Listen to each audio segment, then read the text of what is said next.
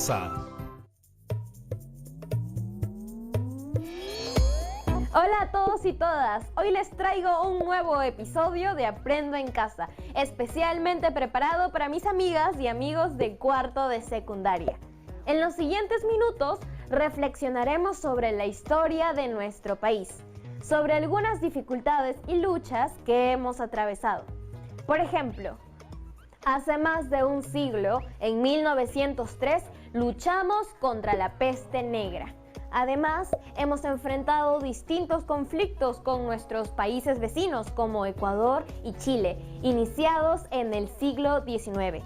Estos afectaron la vida y salud de nuestros compatriotas. Se prolongaron durante muchos años.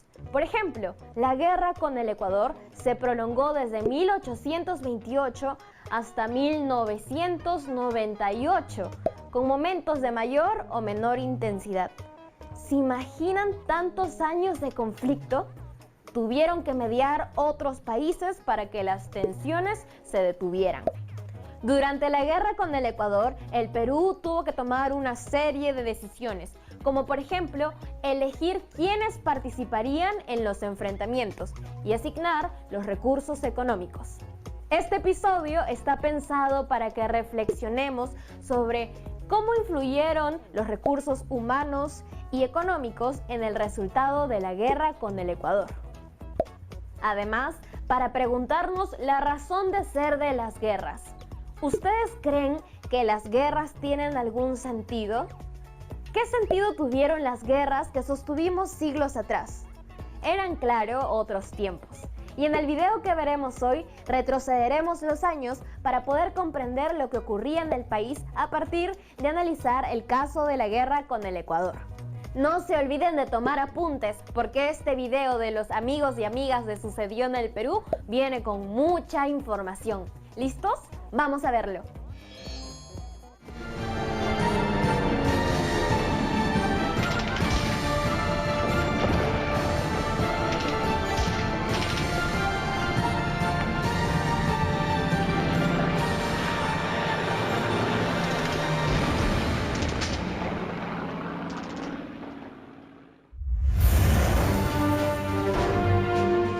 En la primera mitad del siglo XIX, los países sudamericanos obtuvimos nuestra independencia y se empezaron a establecer los límites que ahora tenemos. Fue un periodo duro de guerras, de zozobra, de creación de países, en definitiva, de determinación de nacionalidades. Esto generó conflictos entre la mayoría de vecinos por el derecho que cada cual defendía de tener mayor territorio por tener mejores títulos. Por ejemplo, en 1830, el Ecuador se separó de la Gran Colombia para formar un nuevo país. Su objetivo, heredado del establecido por la Gran Colombia, fue extender su soberanía sobre los antiguos territorios del Virreinato del Perú. Guayaquil, Tumbes, que era parte de Piura, Jaén, que siendo parte del Virreinato de Santa Fe, había decidido incorporarse al Perú, y la Comandancia General de Maynas, según la cédula real de 1802, reintegrada al Virreinato del Perú. Por su parte, el Perú había aceptado la integración de Guayaquil a la Gran Colombia desde que San Martín fue a esa ciudad a entrevistarse con Bolívar. En el caso de Jaén, el Perú esgrimía a su favor el principio de la libre determinación de los pueblos y reivindicaba las otras áreas bajo el principio del uti possidetis, es decir, el derecho sobre las posesiones que en tiempos coloniales pertenecieron al virreinato peruano. El Perú basó durante el siglo XIX y comienzo del siglo siguiente sus derechos amazónicos en un título que fue la Real Cédula de 1802. Es una cédula por la cual la corona española devolvió al Virreinato del Perú la zona de Maynas y también de Quijos. Es decir, el lugar donde nace el río Amazonas, toda esa inmensa porción de la selva donde nace el río Amazonas, el Marañón Amazonas. El problema de fondo era la ambición ecuatoriana de tener salida del río Amazonas. El territorio amazónico es un territorio que el virreinato, el régimen colonial, no ocupó, de manera que quedó para la época republicana el reparto de la Amazonía. Como no había fronteras claramente delimitadas por el mismo hecho de que fue un territorio desconocido, yo te diría que se ha repartido a cañonazos. A lo largo del siglo XIX hubo varios conflictos entre el Perú y Ecuador. Inclusive en 1860 se produjo una guerra en la que el Perú salió victorioso. A pesar de ello, la frontera no quedó delimitada de manera definitiva. Luego de 1880, la derrota peruana en la guerra con Chile fue aprovechada por el Ecuador para avanzar sobre el territorio amazónico que el Perú aspiraba a consolidar sobre la base de sus títulos virreinales. Luego de varios acuerdos con el Ecuador para someter la controversia jurídica a un arbitraje, en 1910 estuvo a punto de estallar una guerra ante la inminencia del fallo del rey de España. Ecuador anunció que si el fallo les era desfavorable, no lo acatarían. De esta manera, la frontera entre ambos países era un tema a resolver. En 1904, el Ecuador había firmado un tratado de límites con Brasil, respetando la línea geodésica Apaporis-Tabatinga, fijada entre el Perú y Brasil en 1851. En 1916, Ecuador y Colombia suscribieron un tratado de límites que incluía la región amazónica que el Perú reivindicaba.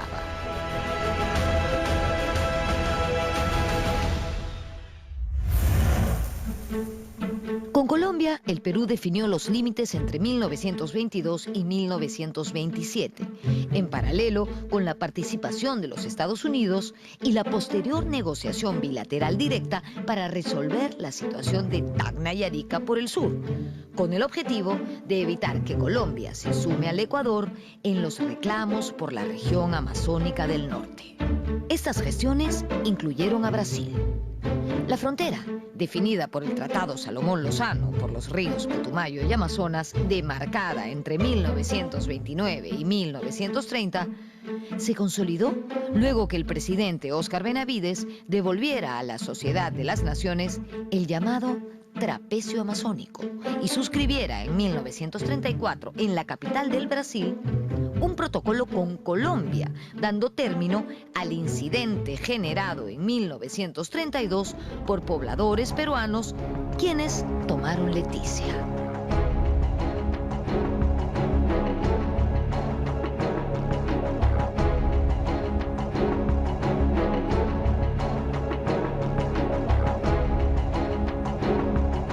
Cuando el Perú le cede a Colombia el trapecio de Leticia, tiene que ver con que habría existido una presión de los Estados Unidos, o en todo caso un deseo del Perú de quedar bien con los Estados Unidos.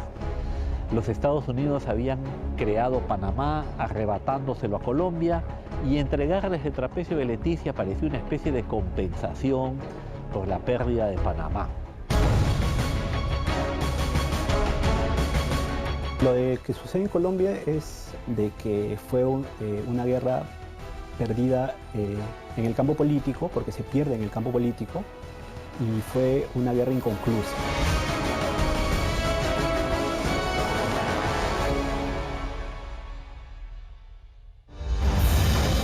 El régimen del general Benavides, que se mantuvo de 1933 a 1939, fue muy importante en el potenciamiento de nuestras Fuerzas Armadas. Desarrolla una política de defensa que resulta ser finalmente compra de armamento para las tres fuerzas, ¿no? Y se compra artillería, se compra aviación, se compra pues los tanques, ¿no? Se compran nuevos fusiles, que es muy útil para la infantería, donde la infantería en esa época, recordemos, todavía ocupaba un lugar predominante en lo que era el desarrollo de las guerras. Y esto pues termina siendo muy útil el 41, ¿no? Y no solamente se trataba de comprar armamento, sino desarrollar ejercicios en el campo.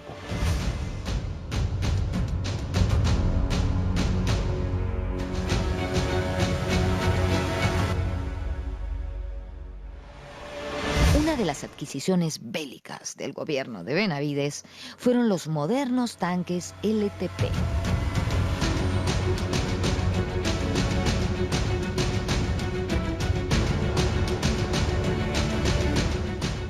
Una de las novedades del conflicto de 1941 fue el uso de vehículos blindados, los tanques. Pocos años antes del conflicto, en 1938, el Perú le compró a la entonces Checoslovaquia 24 tanques, los famosos LTP. Por esos años, previos a la Segunda Guerra Mundial, Checoslovaquia estaba a la vanguardia en la construcción de este tipo de vehículos. Los LTP se adaptaron rápidamente a la difícil geografía de la zona de conflicto y fueron decisivos en el avance de la infantería.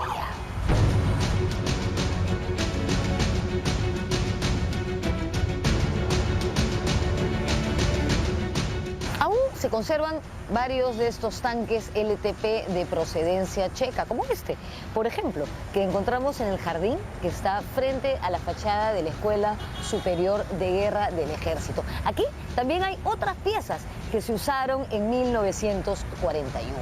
Otro LTP que todavía está en funcionamiento está en el cuartel Hoyos Rubio, en el RIMAC. De hecho, esa unidad desfiló en la parada militar de julio del año 2016.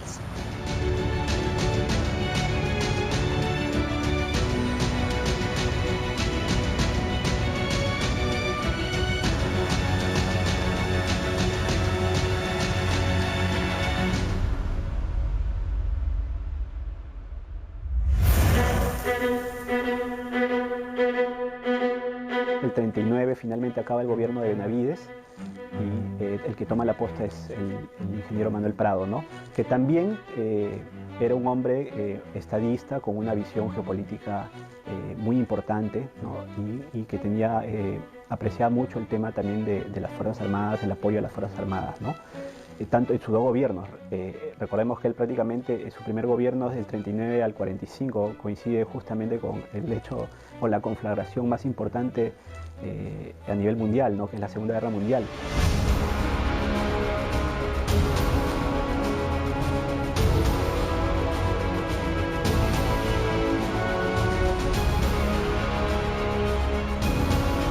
Manuel Prado Ugarteche era hijo del controvertido Mariano Ignacio Prado, presidente del Perú durante la guerra con Chile.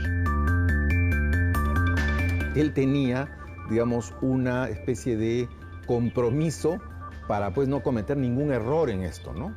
Como diciendo, hay gente que critica a mi padre, bueno, una manera de ayudar a guardar su memoria es que su propio hijo acá se porte de una manera enérgica y una manera clara para los intereses del Perú, ¿no? Fue, repito, un sesgo que nos favoreció. Pero lo más importante no fue eso. Lo más importante fue su percepción de las relaciones internacionales.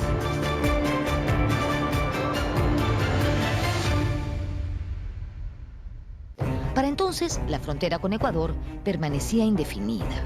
En 1924 se había firmado un protocolo que establecía que, en caso de discrepancias, Perú y Ecuador acudirían al arbitraje del presidente de los Estados Unidos. En 1936, el Acta de Lima determinó que era el momento de acudir al arbitraje de Washington. Mientras tanto, ambos países mantendrían el statu quo de sus posesiones territoriales. En ese año, la Cancillería envió a sus pares del continente una circular en que se hacía constatar el tope máximo de la presencia ecuatoriana en la Amazonía. Esta es la referencia geográfica y diplomática para entender el conflicto de 1941 y el Protocolo de Río de Janeiro de 1942.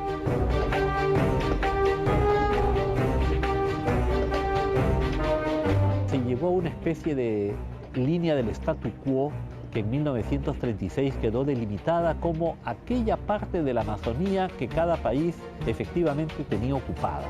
Esta es la línea, la de 1936, que queda en los hechos como la frontera, aunque como una frontera provisional. Sin embargo, poco después de este acuerdo, las tropas ecuatorianas habrían estado realizando incursiones en el lado peruano. Efectivamente, en 1938, Ecuador renunció al arbitraje de derecho, partir de entonces, se produjeron reiteradas agresiones a lo largo de la frontera. Para el año 1940 teníamos serios problemas. Primero habían problemas entre los pobladores fronterizos, agricultores, tabacaleros principalmente, y entre los puestos de vigilancia peruanos y ecuatorianos que estaban uno al frente del otro. Esto provocó que el gobierno peruano tome medidas de emergencia. Lo primero fue la creación del Agrupamiento Norte. En 1940, ante las frecuentes provocaciones ecuatorianas, se diseñó el Plan de Operaciones destinado a la defensa de nuestra soberanía. Como parte de ese plan, se creó el Agrupamiento Norte, al mando del destacado general de brigada, Eloy Ureta. Ureta había estudiado en la Escuela Superior de Guerra y había prestado servicios en la sección de artillería de la Escuela Militar. Además, se había perfeccionado en centros militares de Europa. Luego de que se activa el Agrupamiento Norte, se produce una reunión de emergencia el 21 de febrero con el Consejo Permanente de la Defensa Nacional. Ahí se discutió la propuesta del Estado Mayor General del Ejército, que establecía que debíamos recuperar la frontera de facto de 1936, como un requisito para establecer las condiciones óptimas para una negociación definitiva de límites con el Ecuador.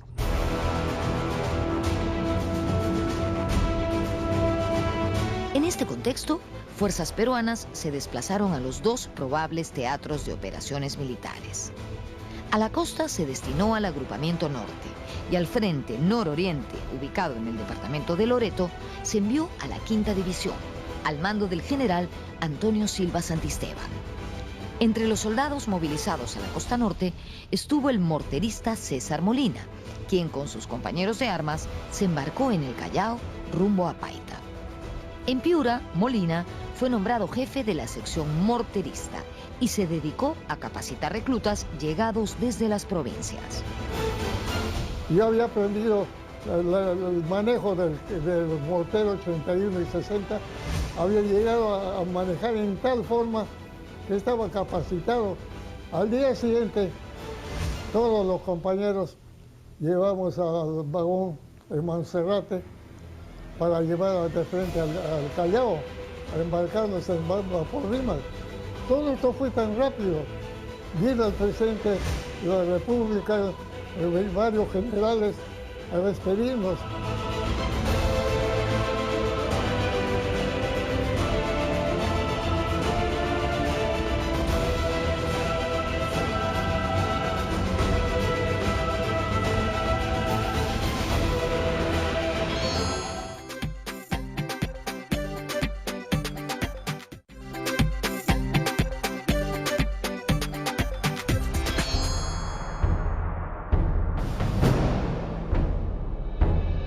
Los años del gobierno de Manuel Prado coincidieron con la Segunda Guerra Mundial.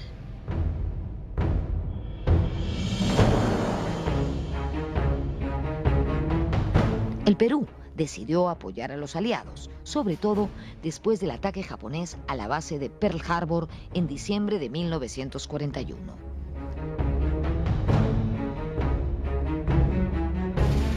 Nuestro país rompió relaciones con los países del eje, Alemania, Italia y Japón. Ecuador, por su parte, estaba gobernado desde 1940 por Carlos Arroyo del Río. Era un momento de cierta inestabilidad política en Ecuador y cuando eso ocurría, muchos políticos ecuatorianos, no todos, empleaban el argumento peruano de la frontera como una manera de cohesionar a la opinión pública, ¿no? Cuando había algún problema interno. Eso no solo ocurrió en Ecuador, ha ocurrido también en el Perú y ha ocurrido en otros países, ¿no? Solo que en este caso hubo una exageración. Parece ser que las Fuerzas Armadas ecuatorianas como que se deslindaron un poco de la autoridad del presidente Arroyo del Río, ¿no? Tenían una cierta autonomía y esa autonomía fue expresada en el aumento de choques fronterizos en las diferentes guarniciones de la frontera.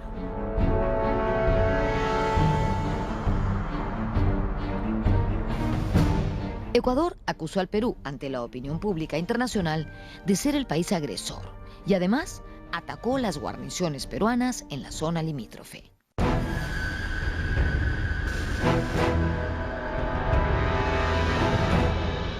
En el contexto del estallido de la Segunda Guerra Mundial, Estados Unidos, distraído por lo que pasaba en Europa, menudean más los ataques entre peruanos y ecuatorianos sin que haya una especie de árbitro con energía, como podría haber sido Estados Unidos, que ponga coto a estos desmanes, digámoslo así. Hubo muchos incidentes, ¿no?, de esta naturaleza, que obviamente comenzaron a ser respondidos. Cuando se hicieron muy grandes y muy graves, el presidente Prado dio la orden de hacer pues una represalia, ¿no? En derecho internacional es claramente represalia, no es un ataque como el que hizo Alemania a Polonia en septiembre del año 39, un ataque de invasión simplemente.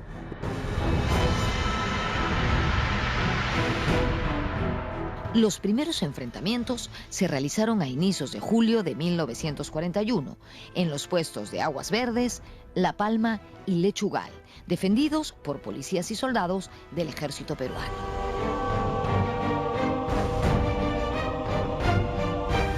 Al día siguiente 6 amanece en completa tranquilidad, sin embargo al mediodía se produce un ataque generalizado a lo largo de toda la línea del Zarumilla, que incluso se tiene que recurrir al apoyo aéreo. La 41ª Escuadrilla, que había estado en Talara, se tiene que adelantar a Tumbes y ese día bombardea las posiciones ecuatorianas de Huaquillas, de Chacras y de Balsalito.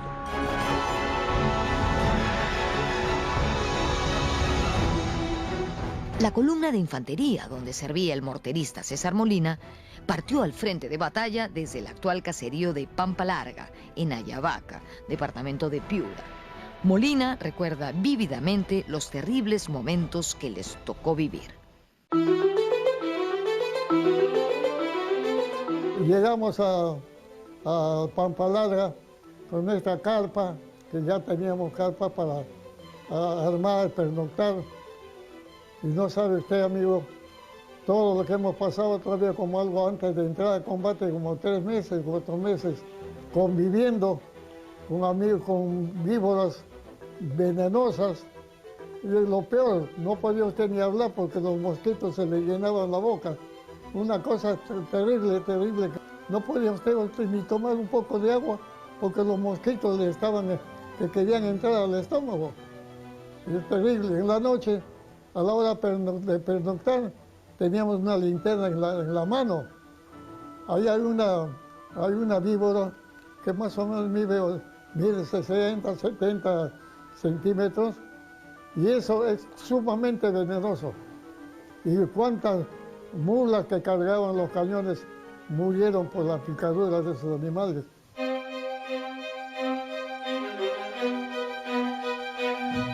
El teatro de operaciones es un lugar muy complicado, altas temperaturas, caminos pues intransitables, ¿no?, por las lluvias, por efecto de las lluvias se aniegan, ¿no?, se vuelven lodazales. La vegetación impide pues el desplazamiento de la infantería.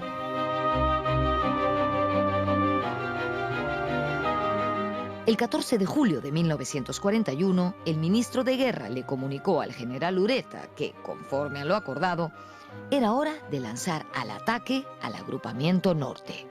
Así fue como el conflicto se convirtió en un conflicto armado abierto, tomando parte activa en él las 3 Fuerzas Armadas: Aviación, Marina y Ejército, además de las fuerzas policiales. El objetivo era controlar la zona de donde provenían las incursiones al Perú.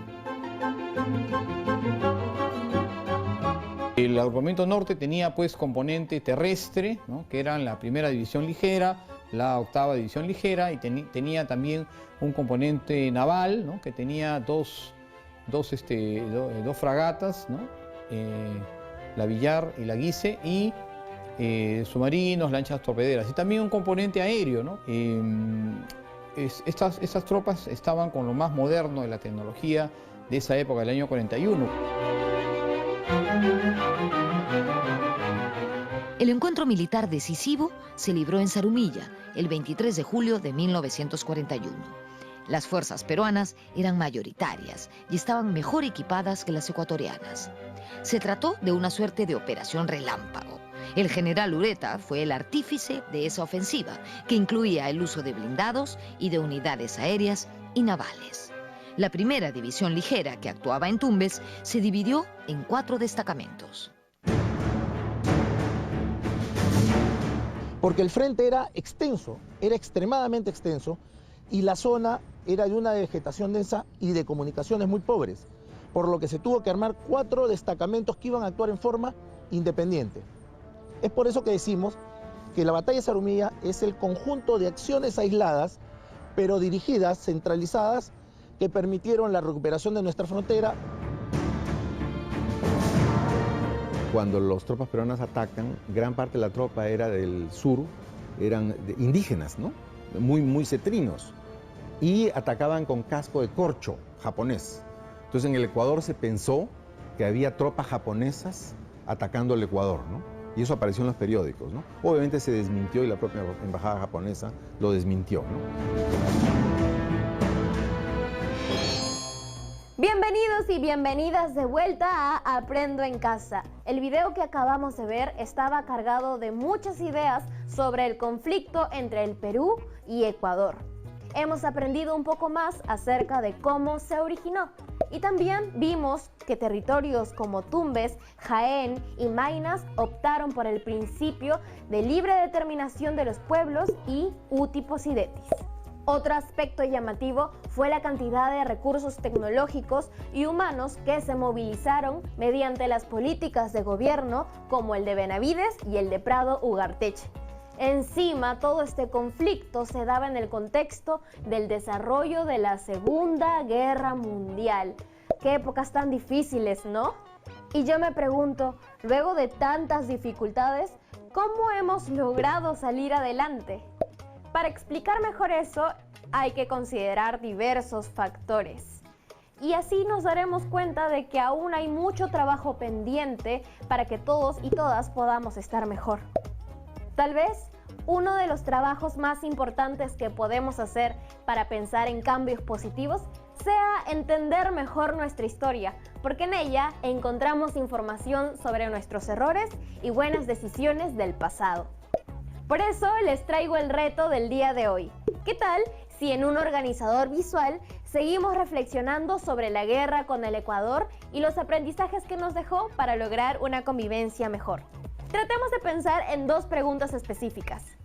Primera pregunta, ¿cómo influyeron los recursos humanos y económicos que el Perú movilizó en el resultado de la guerra con el Ecuador?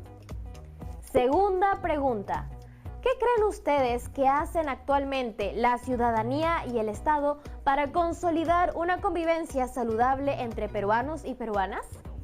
No se olviden de guardar su organizador visual en su portafolio de evidencias y de compartir sus reflexiones con su familia. Nos vemos en un siguiente episodio de Aprendo en Casa. ¡Chao!